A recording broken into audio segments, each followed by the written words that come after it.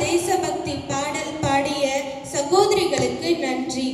சத்தியத்திற்காகவும் நாணயத்திற்காகவும் அரும்பாடுபட்டு கொண்டிருக்கும் தவத்திரு சுவாமிஜி அவர்களை வருக வருக என வரவேற்கின்றேன். அதற்கு அடுத்தபடியாக மரத்தின் வேராக இருந்து இப்பள்ளியை தாங்கி பிடிக்கும் பள்ளி முதல்வர் அவர்களை வருக வருக என வரவேற்கின்றேன். குரு என்ற வாக்கியத்திற்கு இணங்க கு என்றால் இருட்டு, ரு என்றால் வெளிச்சம். இருட்டிலிருந்து வெளிச்சத்தை கொண்டு வரக்கூடிய ஆசிரியர்களை வருக வருக என வரவேற்கின்றேன். இப்பள்ளியில் வண்ணப்பூக்கள்களாக அலங்கரிக்கும் மாணவ செல்வங்களை வருக வருக என வரவேற்கின்றேன். மந்திர தந்திரத்தால் பெற்றதல்ல நம் சுதந்திரம். ரத்தம் சிந்தி சிறையில் செக்கிழுத்து துப்பாக்கி தோட்டாக்களுக்கு உயிரை தந்து முன்னோர்கள் வாங்கி தந்த சுதந்திரம். விண்ணில் பறக்கும் மூவர்ண கொடி வீர தியாகத்தின் அழியா சாட்சி. இனத்தாலும் நிறத்தாலும் மொழியாலும் நாங்கள் வேறுபட்டாலும் இந்தியராக இருப்பதில் பெருமகிழ்ச்சி அடைகிறோம் என மீண்டும் அனைவருக்கும் சுதந்திர நல்வாழ்த்துக்களை கூறி அனைவரையும் வருக வருக என வரவேற்கின்றேன். நன்றி. மாணவ செல்வங்களுக்கும் அனைவருக்கும் என் இனிய சுதந்திர தின நல்வாழ்த்துக்கள். வீரம் வென்ற நாடாய், விடியல் தந்த நாடாய், விடுதலை பெற்ற தாயே, தலை வணங்குகிறேன் உன்னையே. இன்று நாம் இந்தியாவின் 80வது சுதந்திர தினத்தை கொண்டாடி கொண்டிருக்கும் இந்த இனிய வேளையில் இந்த சுதந்திரத்தை பற்றி ஒரு சில வரிகள் உங்கள் முன்னே. 1947ஆம் ஆண்டு ஆகஸ்ட் 15 அன்று எண்ணற்ற சுதந்திர போராட்ட வீரர்களின் தியாகத்தால் நம் நாடு ஆங்கிலேயரின் ஆட்சியிலிருந்து விடுதலை பெற்றது. இன்று நாம் சுதந்திர தினத்தை கொண்டாடுவது ஒரு விழாவாக மட்டுமல்லாமல் நமது நாட்டிற்காக உயிரை தியாகம் செய்த வீரர்களின் கனவுகளை நினைவு கூறும் நாளாகும். அவர்கள் நமக்கு சுதந்திரமான இந்தியாவை வழங்கினார்கள். அந்த இந்தியாவை உலகில் சிறந்த நாடாக மாற்ற வேண்டிய பொறுப்பு இன்று நம் தலைமுறையின் கைகளில் உள்ளது. தமிழகத்தின் பெருமை மிகு சுதந்திர போராட்ட வீரர்களான வீரர் பாண்டிய கட்டபொம்மன், மருது சகோதரர்கள், வேலு நாச்சியார், பாபு சிதம்பரனார், திருப்பூர் குமரன், மகா கவிய பாரதியார், தீரன் சின்னமலை ஆகியோரின் வீரமும் தியாகமும் நமக்கு என்றும் வழிகாட்டியாக இருக்கும். இந்த மாவீரரின் வாழ்க்கை நமக்கு சொல்லும் பாடம் என்னவென்றால், தேசப்பற்று, ஒற்றுமை, தியாகம், நேர்மை, துணிச்சல் ஆகியவை ஒரு நாட்டை உயர்த்தும் மிக பெரிய சக்திகள் என்பதாகும். இன்றைய இளைஞர்களாகிய நாம் கல்வியில் சிறந்து விளங்க வேண்டும், நாட்டின் சட்டங்களை மதிக்க வேண்டும், இயற்கையை பாதுகாக்க வேண்டும், ஊழலை எதிர்க்க வேண்டும், அறிவியல், தொழில்நுட்பம், விளையாட்டு, விவசாயம், தொழில் உள்ளிட்ட அனைத்து துறைகளிலும் இந்தியாவை உலகின் முன்னணி நாடாக மாற்ற நாம் அனைவரும் பாடுபட வேண்டும். எனவே மாணவ செல்வங்களாகிய நீங்கள் இன்றைய உலகில் மிக பெரிய சக்தி ஆயுதம் அல்ல, அறிவுத்தான் உங்களின் கைகளில் இருக்கும் புத்தகம். நீங்கள் பெறும் கல்வியே நாளைய இந்தியாவை நிர்ணயிக்கிறது வேண்டும். வெற்றி என்பது ஒரே நாளில் கிடைப்பதில்லை. தினமும் முயற்சி செய்தால் மட்டுமே வெற்றி நம்மை தேடி வரும். எனவே மாணவர்களாகி நீங்கள் இந்த 5 பண்புகளை உங்கள் வாழ்க்கையில் நீங்கள் வளர்த்துக் கொள்ளுங்கள். ஒழுக்கம் வெற்றியின் முதல் படி. நேர்மை மனிதனின் மிக பெரிய செல்வம். கடின உழைப்பு வெற்றிக்கான திறவுகோல். தன் நம்பிக்கை எந்த சவாலையும் வெல்லும் சக்தி. தேசப்பற்று நாட்டை முன்னேற்றும் உணர்வு. உங்கள் பெற்றோர், ஆசிரியர்கள் மற்றும் நாட்டிற்கு பெருமை சேர்க்கும் வகையில் உங்கள் திறமைகளை வளர்த்துக் கொள்ளுங்கள். புத்தகங்கள் படியுங்கள், புதிய திறன்களை வளர்த்துக் கொள்ளுங்கள். உடல் நலத்தையும் மனநலத்தையும் நல்ல வலிமையுடன் வைத்துக் கொள்ளுங்கள். இந்தியாவின் எதிர்காலம் வகுப்பறையில் உருவாகிறது. இன்று பள்ளி வளாகங்களில் அமர்ந்திருக்கும் மாணவர்களே நாளைய விஞ்ஞானிகள், மருத்துவர்கள், பொறியாளர்கள், ஆசிரியர்கள், நீதிபதிகள், தொழில் முனைவோர் மற்றும் நாட்டின் தலைவர்கள். மாணவர்களே, நீங்கள் இன்று செய்யும் உழைப்பே நாளை உங்களின் வெற்றியாகும். உங்களின் வெற்றியே இந்தியாவின் வெற்றியாகும். வாழ்க இந்தியா, வளர்க இந்தியா. ஜெய்ஹிந்த். நன்றி, வணக்கம். கிடைத்ததில் நான் மிகவும் மகிழ்ச்சி அடைகிறேன். நமது இந்திய நாடு 1947ஆம் ஆண்டு ஆகஸ்ட் 15ஆம் தேதி ஆங்கிலேயர்களின் ஆட்சியிலிருந்து சுதந்திரம் பெற்றது. இந்த சுதந்திரம் நமக்கு எளிதாக கிடைக்கவில்லை. எண்ணற்ற சுதந்திர போராட்ட வீரர்கள் தங்கள் உயிரையும் வாழ்க்கையையும் நாட்டிற்காக தியாகம் செய்ததன் பலனாக நமக்கு இந்த சுதந்திரம் கிடைத்தது. மகாத்மா காந்தி, நேதாஜி சுபாஷ் சந்திர போஸ், ஜவஹர்லால் நேரு, பகத்சிங், வ.உ. சிதம்பரனார், மகாகவி பாரதியார், திருப்பூர் குமரன், வேலு நாச்சியார் போன்ற பல தலைவர்கள் நம் நாட்டின் விடுதலைக்காக பாடுபட்டனர். அவர்களின் தியாகத்தை நாம் என்றும் நினைவில் கொள்ள வேண்டும். நமது தேசிய கொடி 3 வண்ணங்களை கொண்டது. காவி நிறம் துணிச்சலையும் தியாகத்தையும் குறிக்கிறது. வெள்ளை நிறம் உண்மையையும் அமைதியையும் குறிக்கிறது. பச்சை நிறம் பலத்தையும் செழிப்பையும் குறிக்கிறது. நடுவில் உள்ள அசோக சக்கரம் நீதியையும் முன்னேற்றத்தையும் குறிக்கிறது. மாணவர்களாகிய நாம் நாட்டின் எதிர்காலம். எனவே நாம் நன்றாக படித்து ஒழுக்கத்துடன் நடந்து ஆசிரியர்களையும் பெற்றோர்களையும் மதித்து சுற்றுச்சூழலை பாதுகாத்து அனைவரிடமும் அன்பாக பழக வேண்டும். நல்ல குடிமக்களாக வளர்வதே நம் நாட்டிற்கு செய்யும் மிகப்பெரிய சேவையாகும். நாம் அனைவரும் ஒன்றுபட்டு வாழ வேண்டும். ஜாதி, மதம், மொழி என்ற வேறுபாட்டுக்களை மறந்து ஒற்றுமையே பலம் என்ற எண்ணத்துடன் வாழ வேண்டும். இறுதியாக நம் நாட்டிற்காக உயிர் தியாகம் செய்த அனைத்து வீரர்களுக்கும் நன்றியையும் மரியாதையையும் செலுத்துவோம். நாம் அனைவரும் இந்திய உலகின் சிறந்த நாடாக உயர உழைப்போம் என்று உறுதியேற்போம். சுதந்திரம் எங்கள் உயிர் மூச்சு. சுதந்திரம் எங்கள் உயிர் மூச்சு. தியாகம் செய்த வீரர்களை நினைவு கொள்வோம். தியாகம் செய்த வீரர்களை நினைவு கொள்வோம். ஒற்றுமை நம் நாட்டின் வலிமை. ஒற்றுமை நம் நாட்டின் வலிமை. பாரதம் உயர வாழ்த்திடுவோம். பாரதம் உயர வாழ்த்திடுவோம். அன்பும் அமைதியும் வளர்த்திடுவோம். அன்பும் அமைதியும் வளர்த்திடுவோம். ஜெய்ஹிந்த், வந்தே மாதரம். அனைவருக்கும் இன்றைய சுதந்திர தின நல்வாழ்த்துக்கள். நன்றி, வணக்கம்.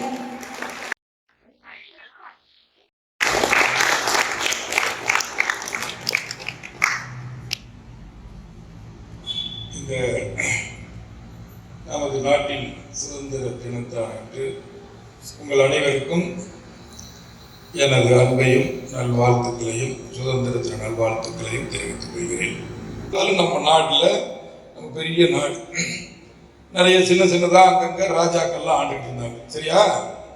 அப்படி இருக்கும்பொழுது இந்த பிரிட்டிஷ்லேருந்து பிரிட்டன் எவ்வளவோ 1000 கிலோமீட்டர்லேருந்து இங்கே அவங்க வியாபாரம் பண்ணுறதுக்கு கொஞ்சம் பேர், ஒரு 50-60 பேர் வந்தாங்க. எவ்வளோ பேர்? அவ்வளோ பேர் தான் வந்தாங்க. முதல்ல வந்து இங்கே பார்க்குறாங்க. எதுக்கு இங்கே வந்து வர்றாங்கன்னு சொன்னால், இந்தியாவில் எல்லா விதமான பொருள்களும் கிடைக்கும். இங்கே இருக்கிற இயற்கை வளத்துக்கு அளவே இல்லை. நல்ல செழிப்பான நாடு, நிறைய எல்லாம் வேணுங்கிறதெல்லாம் அங்கே கிடைக்கும். அப்படி எல்லா நாட்டிலையும் கிடைக்காது. பல நாடு மலேசியாவுக்கு போனீங்கன்னா குடிக்கிற தண்ணி, குடிக்கிறதுக்கு தண்ணி எல்லாமே விலைக்கு தான் வாங்கிக்கலாம். அந்த நாட்டுக்குள்ள எங்கேயுமே தண்ணி கிடையாது. இன்னும் பல நாடுகளுக்கு போனீங்கன்னா சாப்பாட்டு பஞ்சம் நிறைய இருக்கும். இந்தியாவில் எல்லாமே நிறைவாக இருக்குது. புரிஞ்சது வரைக்கும் அவங்க இங்கே வந்தாங்க, வந்து பார்க்குறாங்க, இதெல்லாம் எங்கே பார்த்தாலும் பிரமாதமாக இருக்குது. சின்ன சின்னதாக ராஜா எல்லாம் ஆண்டுகிட்டு இருந்தாங்க. ஆனால் என்னாச்சு, அவங்க ரொம்ப வீரமிக்கவும் நல்ல ஸ்ட்ராங்கான வில் பவர். நம்ம ஆட்கள் எல்லாம் பார்க்குறாங்க, அங்கங்கே சண்டை போட்டுட்டு இப்போ இருக்கிறாங்க இல்லையா, அது மாதிரி பக்கத்து வீட்டுக்காரனுக்கு பக்கத்துக்கு சண்டை, அண்ணனுக்கு தம்பிக்கு சண்டை, இப்படி எல்லாம் ஊருக்குள்ள பார்க்குற மாதிரி அங்கெல்லாம் நம்ம நாட்டில் சண்டை போட்டுட்டு கிடக்குறாங்க. இவங்க வந்து அப்படியே கொஞ்சம் கொஞ்சமாக முதல்ல வியாபாரம் தான் பண்ணுறாங்க. இங்கே இருக்கிற கிராம்பு, ஏலம், வாசனை பொருட்கள்லாம் இருக்குல்ல, இதெல்லாம் நிறைய வாங்கி கப்பல் அனுப்பி அவங்க ஊருக்கு அனுப்புறாங்க. இதுதான் பிஸ்னஸ் முதல்ல வந்து பார்த்து அப்படியே கொஞ்சம் இங்கே இருக்க சூழ்நிலையெல்லாம் பார்த்த உடனே அங்கேருந்து இன்னும் கொஞ்சம் பேர், இன்னும் ஒரு 100-200 பேர் வர சொல்கிறாங்க. வந்துட்டு அப்படியே சின்னதாக ஒரு ஏரியாவை வாங்குறாங்க. அப்புறம் அப்படியே இந்த ராஜாக்கள் ஒருத்தனுக்கு சண்டையை பயன்படுத்தி இவனுக்கு சப்போர்ட் பண்ணி அவனை கவுத்து விட்டுட்டு அப்படியே கொஞ்சம் பேர் நம்ம இந்தியா பூரா பிடிச்சிட்டாங்க. அதுக்கு முக்கியமான காரணம் என்னன்னா, விவேகானந்தர் ஒன்று சொல்வார், ஒரு மரம் இருக்குது, மரம் இல்லை பூச்செரிச்சு பற்றி போனால் வெளியிலேருந்து வந்து பூச்சிலாம் நிறையா வந்து அதை அரிக்கும், அது ஒரு விஷயம். ஆனால் அந்த மரமே தன்னில் பழம் இல்லைன்னா அப்போதான் வீழ்ச்சி. இப்போ நம்ம டாக்டர்கிட்ட போனால் என்ன சொல்கிறாங்க, முதல்ல உங்களுக்கு இம்யூன் பவர் கம்மியாக இருக்குது, அப்போ தான் கொடுக்குற மருந்து வேலை செய்ய அப்படிங்கிறாங்கல்ல. அந்த மாதிரி இந்த இந்தியா பூரா அந்த இம்யூன் பவர் கம்மியாக போச்சு. அதனால் அவன் கொஞ்சம் பேர் தான் வந்தாங்க. கடைசி வரைக்கும் பிரிட்டிஷ் இங்கே எவ்வளோ பேர் இருந்தாங்கன்னா, இந்தியா பூரா சுற்றி பார்த்தீங்கன்னா ஒரு 1000 பேர் கூட இருக்கு. ஆனால் இந்தியாவே ஆண்டாங்க. மூல முடுக்கெல்லாம் எல்லா இடங்கள்லையும் ரோடு போட்டாங்க, எல்லா இடங்கள்லையும் இது பண்ணாங்க, என்னென்ன டெவலப்மெண்ட் பண்ணுமோ எல்லாம் பண்ணாங்க. நாம் எல்லாருமே இவ்வளோ பேர் இருந்து அவங்களுக்கு கீழே இருக்கு. ஒரு டிஸ்ட்ரிக்ட் கலெக்டர் அப்படிம்பாங்க. அப்போ வெள்ளூர்ல இருந்து இங்கே இது வரைக்கும் தருமபுரி, கிருஷ்ணகிரி, ஓசூர் அது வரைக்கும் அவர் பார்த்துக்கார். ஒரு ஆள் அவர் ஃபேமிலி ஒன்று இருக்கும். அவருக்கு பிரிட்டிஷ் சர்வெண்ட் கொஞ்சம் பேர் இருப்பாங்க, ஒரு 10 பேர், அவ்வளோதான்.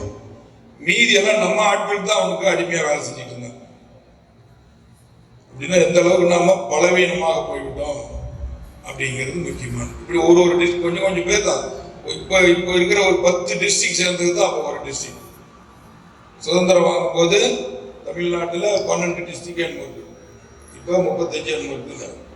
அந்த மாதிரி இவங்க எல்லாருமே பலவீனமர்களாகவும் கோழைகளாகவும் வீரம் இல்லாதவர்களாகவும் தன்னுடைய உண்மையான சக்தி என்னங்கிறது தெரியாமல் இருந்தார்கள். புரியுதா? அது வரைக்கும் புரியலையா? ஒருத்தனை பார்த்து நீ ஒன்றுத்துக்குமே உதவ மாட்டேன், ஒன்றுத்துக்கு லாய்க்கில், நீ உன்னால் ஒன்றும் பண்ண முடியாது, நீ திரும்ப சொல்லிக்கிட்டே இருந்த என்ன ஆகும்?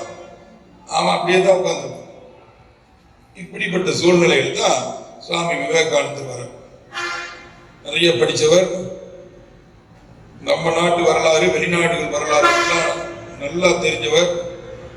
அவர் பார்க்குறாரு, ஏறக்குறைய 4.5 வருடம் இந்தியா பூரா அப்படியே பாத யாத்திரையை நடந்து வர்றாரு. எல்லா பகுதி, எல்லா ஸ்டேட்டுக்கும் போறாரு, அந்தந்த மக்களை எல்லாம் பார்க்குறாரு. அங்கங்கே சொல்றாரு, எல்லாம் பெருசா எல்லாம் இருந்தது, இப்படி ஆனாங்க. பெரிய பெரிய கோட்டை, பெரிய விவசாயம், வேளாண்மை, தொழில்நுட்பம், அது இது எல்லாமே இருக்குது. ஆனால் எல்லாரும் பயந்துகிட்டு இருக்கிறாங்க. பாரதியார் பாட்டுல எழுதுவார், இங்க ஒரு போலீஸ்கார் வரானா இங்க நடுக்கு வரலாம். அப்படிப்பட்ட சூழ்நிலைக்கு எல்லாரும் போயிட்டாங்க, பலவீனமா ஆகிட்டாங்க. சாமிக்கு இதெல்லாம் பார்த்துக்கிட்டே வர்றாரு. அப்படியே பார்த்தா அவர் மனது வேதனை அடையும். எங்கேயுமே படிப்பறிவே இல்லை, எங்கேயும் சரியான மருத்துவ வசதி இல்லை. எல்லாரும் பயம்தான், எப்பவுமே பயம். அப்படியே வந்துதான் கடைசியா கன்னியாகுமரிக்கு போய் உட்கார்ந்து அந்த பாறை மேல 3 நாள் யோசனை பண்றாரு தொடர்ச்சியா. இந்த நாடு இப்ப இந்த நிலைமையில் இருக்குது, இவ்வளவு மோசமான நிலைமையில் இருக்கு. யாரும் எங்கேயோ தூரத்துல இருந்து வந்தவனுக்கு பூரா நாம அடிமையா கிடக்கணும். பயம், நம்மளால எதுவும் செய்ய முடியாது கூனி குறுகி இருக்கிறோம். ஆனா இந்த நாடு எப்படிப்பட்ட உயர்ந்த நாடா இருந்ததுன்னு அவருக்கு மனசுல வருது. பெரிய வேதாந்தம் எல்லாம் பிறந்த நாடு இல்லை இது. ராமாயணம், மகாபாரதம் போன்ற பெரிய இதிகாசங்கள், நிறைய ஞானிகள், முனிவர்கள், மகான்கள் இருந்த நாடு, பெரிய பெரிய ராஜாக்கள்லாம் இருந்த நாடு. நம்ம நாட்டில் இருந்தாங்களா இல்லையா? பெரிய பெரிய ராஜாக்கள் இருந்த நாடு. இவ்வளவு கோயில்கள், இவ்வளவு சாஸ்திரங்கள், இவ்வளவு அறிவு மிக்க இது நம்ம நாட்டில் வேற எந்த நாட்டிலும் இல்லாத சமயத்துல பெரிய பெரிய பல்கலைக்கழகங்கள்லாம் இருந்தது, யூனிவர்சிட்டிஸ். என்ன யூனிவர்சிட்டி யாராவது சொல்லி பார்க்கலாம்? அப்படி இருந்தது. ஒவ்வொரு யூனிவர்சிட்டியிலும் 50,000 பேர், 1,00,000 பேர் படிச்சிருக்காங்க. அந்த முகலாயர்கள் முகமதியர்கள் அந்த நாலந்தா யூனிவர்சிட்டியினுடைய லைப்ரரியை எரிக்கிறாங்க. அதில் இருக்கிற புத்தக ஓலைச்சுவடிகள் எல்லாம் எரிக்கிறாங்க. இவ்வளவு நாலெட்டு இதெல்லாம் யாருக்குமே கிடைக்கூடாதுன்னு அது 6 மாசம் தொடர்ந்து எரிச்சுக்கிட்டே இருக்கலாம். அப்படின்னா எவ்வளவு சேகரித்து வச்சிருப்பாங்க. அப்படி எல்லாம் நினைச்சு பார்க்கல. எவ்வளவு பெரிய ராஜாக்கள், அசோகர், இந்த பக்கம் சேர, சோழ, பாண்டியர்கள், அப்படின்னு எப்படி நாடு செழிப்பாக இருந்தது. இவ்வளவு கோயில்கள், எவ்வளவு அருமையான மனிதர்கள், புத்தி கூர்மை உள்ள மனிதர்கள். கல்லணை எல்லாம் கட்டியிருக்கிறாங்க. 1000 வருஷத்துக்கு முன்னாடி, 2500 வருஷத்துக்கு முன்னாடி. நம்ம தஞ்சாவூர் பெரிய கோயில், மீனாட்சி அம்மன் கோயில் இருக்கு. எவ்வளவு டெக்னாலஜி இருந்தா அதெல்லாம் கட்டிட முடியும். அங்க போய் பேசுறாரு. பேசுற உடனே அது ரொம்ப உலக அளவுல பெருசா பரவு. ஓ, இந்தியானா இவ்வளவு பெரிய நாடா, இவ்வளவு அங்க மகத்துவம் இருக்குதா, இவ்வளவு சிறப்புகள் இருக்குதா, இவ்வளவு உன்னதமான நாடா அது அப்படின்னு அங்க இருக்கிறவங்க எல்லாம் பேப்பர்ல வருது, இதுல வருது, தொடர்ச்சியா பேச பார்த்த உடனே தான் இங்க இருக்கிற நம்ம ஊர்ல இருக்கிற சோம்பேறிகள் அவங்க எதிர்ச்சாங்க. ஓ, நமக்கு இவ்வளவு பெருமை இருக்குதாட்டு, நாம விட்டுறக்கூடாதா அப்படின்னு சொல்லிட்டு அந்த சுவாமிஜி சிகாகோல பேசின அந்த சொற்பொழிவு மூலம்தான் இந்தியாவுடைய மறுமலர்ச்சி, ரெனைசா, மாடர்ன் இந்தியா ஏற்பட்டது அப்படின்னு வரலாற்று ஆசிரியர்கள் சொல்றாங்க. அது வரைக்கும் இந்த இந்தியாவை பத்தி யாரும் அவ்வளவு சிறப்பான கருத்துக்கள் எங்கேயுமே சொல்லல. சுவாமிஜி வெளிநாடு அங்க அமெரிக்கா போகும்போது இந்தியாவை சேர்ந்த பல பேர் அங்க இருக்கிறாங்க. என்ன பண்ணிட்டு இருக்காங்கன்னா, அங்க இருக்கிறவங்க கிட்ட எல்லாம் ஃபண்ட் கலெக்ஷன் பண்ணிட்டு இருக்காங்க. பணம், எங்க இந்தியா இவ்வளவு மோசமா இருக்குது, எங்க இந்தியாவில் பெண்கள் எல்லாம் இப்படி நடத்துறாங்க, எங்க இந்தியாவில் சாப்பாட்டுக்கு வழி இல்லை, பணம் கொடுங்கன்னு எல்லாம் பணம் கலெக்ஷன் பண்ணிட்டு இருக்காங்க. சாமிஜி சொல்லி சொல்லி இந்தியாவுடைய பெருமையெல்லாம் சொல்லும் போது அவங்களுக்கு கலெக்ஷன் எல்லாம் நின்று போயிடுச்சு. ஓ, இந்தியா எவ்வளவு பெரிய நாடாட்டு இருக்குது, நாம எதுக்கு அவங்களுக்கு கொடுக்கணும்? இப்படி சுவாமிஜி இந்தியாவுடைய பெருமையை சொன்ன பின்னாடிதான் இந்தியாவில் ஒரு மறுமலர்ச்சி ஏற்பட்டு அதற்கப்புறம் இந்த பிரிட்டிஷ்காரர்களை வெளியேற்ற வேண்டும் அப்படின்னு ஒரு தீவிரமான போராட்டம் ஆரம்பிக்குது. மகாத்மா காந்தியடிகள் அது முக்கியமான ஒரு தலைவராக இருக்கிறார். திலகர், லோகமானிய பால் கங்காதர் திலகர் இருக்கார். அப்புறம் இவங்கெல்லாம் மிதவாதிகள், மெதுவா வேலை செய்யணும், தீவிரவாதிகள், நேதாஜி சுபாஷ் சந்திர போஸ், நம்ம ஊரில் இருக்கிற பாரதியார், சுப்பிரமணிய சிவா, கப்பலோட்டிய தமிழர் வாவு சிதம்பரம், இவங்க எல்லாருக்குமே விவேகானந்தருடைய எழுத்துக்களை படித்தவர்கள், அவரால் தோண்டப்பட்டவர்கள். சாமிஜி அமெரிக்காவில இருந்து திருப்பி பாம்பன்ல இறங்குறார். பாம்பன்னா ராமேஸ்வரம் பக்கத்துல இறங்குறார். அங்க இருந்து சொற்பொழிவுகள், அங்கங்க கூப்பிடுறவங்க எல்லாம் சொற்பொழிவுகள் எல்லாம் செஞ்சுக்கிட்டே கடைசியா இதுல உத்தராகண்ட்ல இருக்கிற அல்மோரா வரைக்கும் போறார். அந்த புத்தகத்துக்கு பேரு கொழும்பு முதல் அல்மோரா வரைக்கும் புத்தகம், இந்திய சொற்பொழிவுகள். அதுல ஒன்னொன்னுலயும் நாட்டுப்பற்று, தேசப்பற்று எப்படி இருக்கணும், எப்படி தேசத்துக்காக நம்ம தியாகம் பண்ணிக்கணும், தேசத்துல எல்லாரும் நல்லா இருக்குங்க, நம்மளுடைய சுகங்களை எல்லாம் நாம தியாகம் பண்ணணும்னு ஒவ்வொரு இடத்துலையும் நாட்டை, நம்ம பழைய பெருமையோடு நம்ம நாட்டை உயர்த்தணும், எல்லா விதத்திலையும் நம்ம நாடு பழையபடி உலகத்துக்கே குருவாக இருக்க வேண்டும் அப்படின்னு சொல்லி புரியுது. வரைக்கும் சாமிஜி பேசிக்கிட்டே வர அந்த பேச்சுக்களை தான் இந்த விடுதலை போராட்டத்தில் ஈடுபட்ட எல்லாரும் கையில் வச்சிருப்பாங்க, ஜெயிலில் வச்சு படிச்சுட்டு இருப்பாங்க. நான் ஒரு முறை பசும்பன் முத்துராமலிங்க தேவர் காலத்தை அந்த வீட்டுக்கு போயிருந்தேன். அங்க ஒரு பழைய காலத்து பெட்டி ஒன்று இருந்தது. அந்த பெட்டியில புத்தகங்கள்லாம் இருந்தது. அதெல்லாம் திறந்து காமி பார்க்குறேன்னு பார்க்கும்போது அது எல்லாம் சாமிஜியோட புத்தகம். அதுல எல்லாம் அவர் ஜெயிலில் இருக்கிறாரு. ஸோ அவர் படிக்கிறதுக்கு முன்னாடி இந்த மொத்த புத்தகத்தையும் படிச்சு 4-5 பேர் பெரிய பெரிய ஆபீசர் சீல் வச்சிருக்காங்க, உள்ள இந்த புத்தகத்தை அனுப்பலாம், ஒன்றும் பிரச்சனை இல்லைன்ட்டு. அப்படி ஒவ்வொருத்தருடைய கையிலையும் அந்த புத்தகம், எல்லா விடுதலை போராட்ட வீரர்கள் கையில 2 புத்தகம் இருக்கு. ஒன்று சுவாமி விவேகானந்தருடைய இந்த இந்திய சொற்பொழிவுகள் கொழும்பு முதல் அல்மோரா வரை புத்தகம், இன்னொன்னு பகவத்கீதை. பகவத்கீதை என்ன சொல்ற மைய கருத்து என்னன்னா, நாம் இந்த உடல் இருக்கணும் இல்லையா, இந்த உடல் நாம இல்லை, இதுக்குள்ள இருக்கிற ஆன்மா தான் நாம. உடல் செத்து போகும், அழிஞ்சு போகும், ஆனா ஆன்மா அழியாது. இந்த உடல்ல இருந்து அடுத்த உடலுக்கு போயிடும்.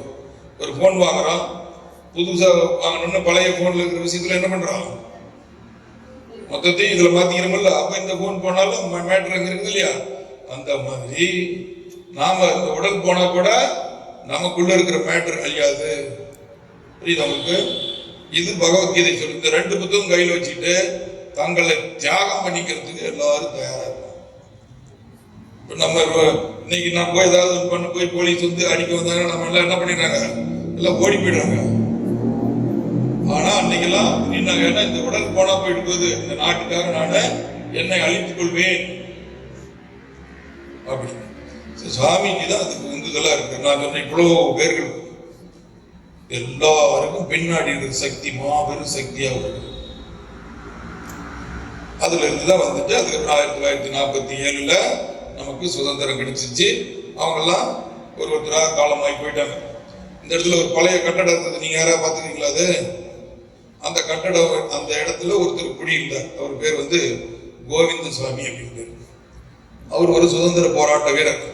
அவருக்கு குடும்பம் எல்லாம், அவர்களுக்கு திருமணம் எல்லாம் செஞ்சீங்கள. அவர் வந்து விடுதலை போராட்டத்தில் ஈடுபட்ட காரணத்தினால, நிறைய அவருடைய இழப்புகள்லாம் இருந்த காரணத்தினால அவருக்கு அரசாங்கம் 5 ஏக்கர் நிலம் கொடுத்தாங்க. அது எங்கன்னா ஏலகிரி மலையில் நம்ம மடம் இருக்குது இல்லையா, அந்த இடம். அதெல்லாம் நம்ம மடத்துக்கு கொடுத்துட்டு வயசான காலத்தில் இங்கேயே வந்து தங்கி இருந்து காலமானாங்க. இப்படி தங்கள் சொத்துக்கள் எல்லாம் இழந்து, குடும்பத்தை எல்லாம் இழந்து, வாவு சிதம்பரம் பிள்ளை உங்களுக்கு தெரியும், கப்பல் வாங்குறதுக்காக இதுக்கு போறார். அதுக்கு மும்பை போறார். பின்னாடி போய் சேர்ந்த உடனே அவருக்கு ஒரு மெசேஜ், ஒரு பயம் தந்தி வருது, உங்களுடைய பையன் செத்து போயிட்டாரு அப்படின்ட்டு. ஆனா அவர் அங்கிருந்து திரும்பி வரல. பையன் போனா போயிட்டு போலாம், பின்ன நான் போய் இப்ப அவனை காப்பாற்ற முடியாது, தேசம் முக்கியம் அப்படின்ட்டு அந்த கப்பலை வாங்கிட்டு வரார்.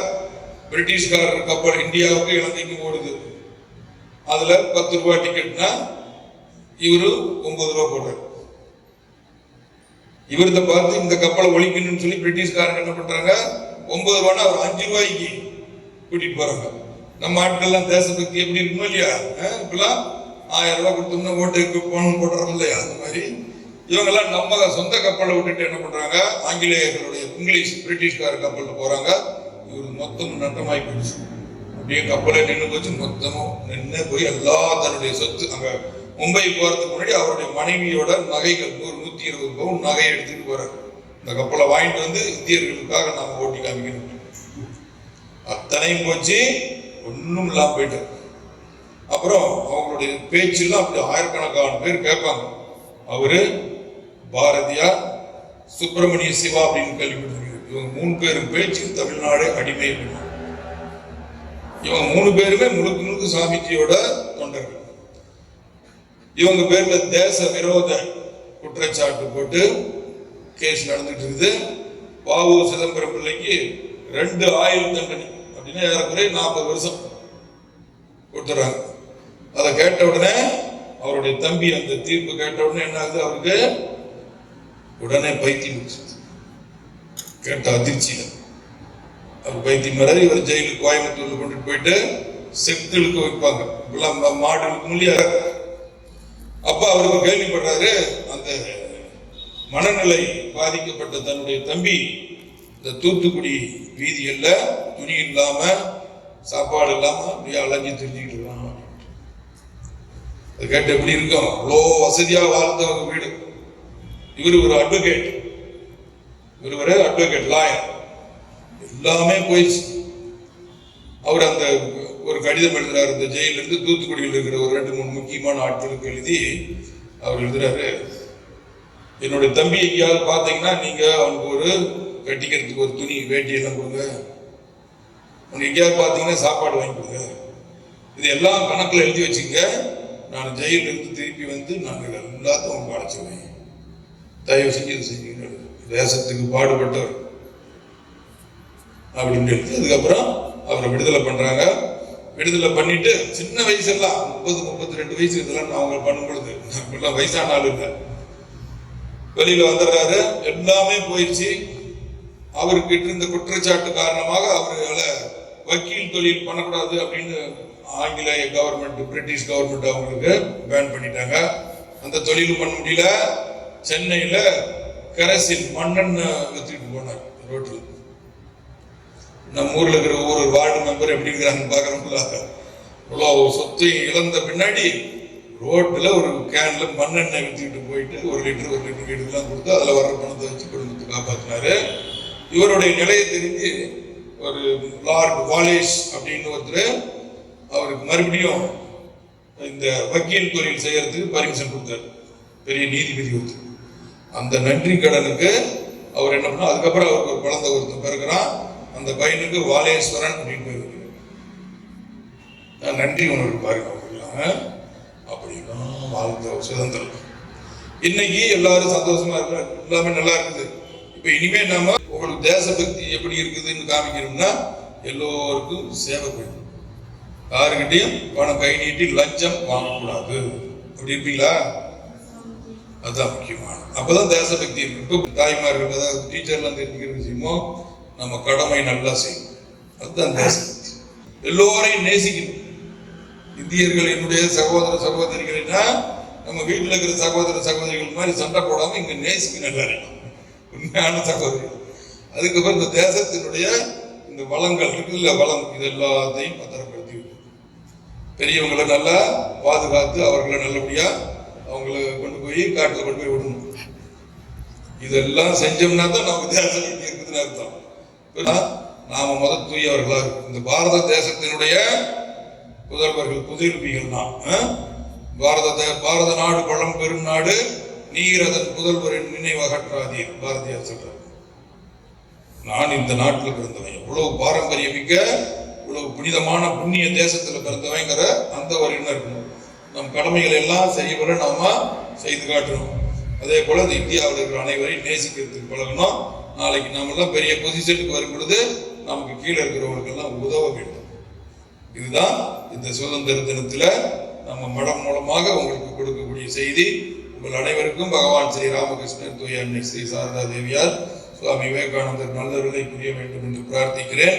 இந்த நாளிலே நாம இந்த தேசத்தை பற்றி கொஞ்சம் சிந்தித்து நம்மை அதற்கு தகுந்தாற் போல மாற்றிக்கொள்ள வேண்டும். அனைவருக்கும் அன்பும் நல்வாழ்த்துக்களும். ஜெய் ஸ்ரீராமகிருஷ்ணன்.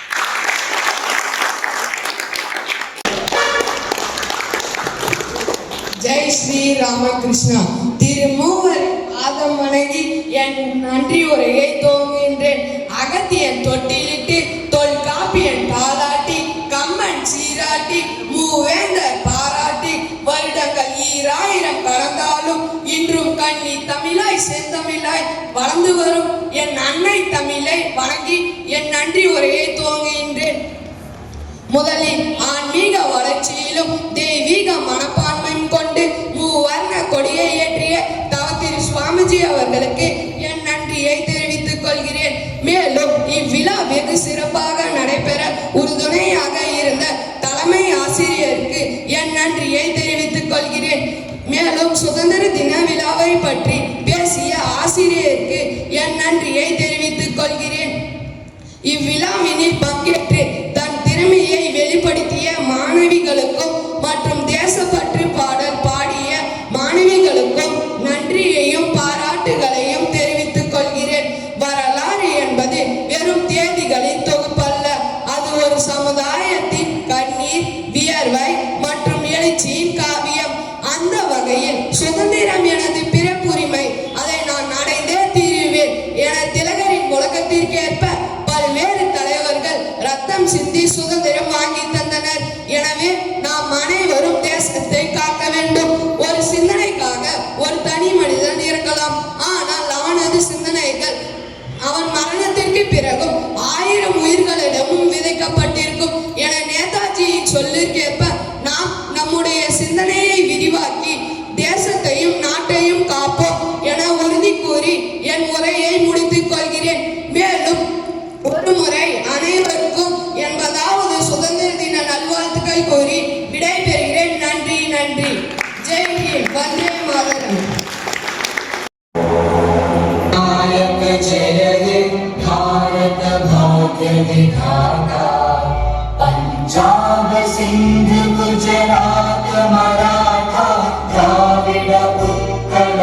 गंगा विंध्य हिमाचल यमुना गंगा उच्चल जलधि तरंगा तव शुभ नामे जागे तव शुभ आशीष मांगे गाहे तव जय गाथा जनगण मंगलदायक जय हे भारत भाग्य विधाता जय हे जय हे जय हे जय जय जय जय हे அந்த வானம் எட்ட சொல்லு வந்தே மாதரம், பூமி எங்கும் சொல்லு வந்தே மாதரம். தேசத்தின் முழக்கம் கேக்குதே, திசை எட்டும் திரும்பி பார்க்குதே.